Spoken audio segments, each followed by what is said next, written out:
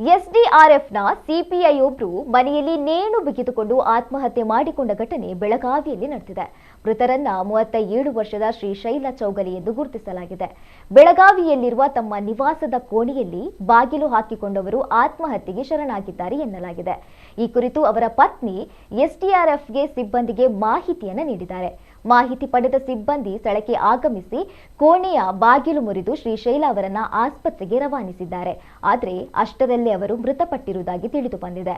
ಆತ್ಮಹತ್ಯೆಗೆ ನಿಖರ ಕಾರಣ ಇನ್ನೂ ತಿಳಿದು ಬಂದಿಲ್ಲ. ಮೃತದೇಹವನ್ನ ಮರಣೋತ್ತರ ಪರೀಕ್ಷೆಗಾಗಿ ಶವಾಗಾರಕ್ಕೆ ರವಾನಿಸಲಾಗಿದೆ.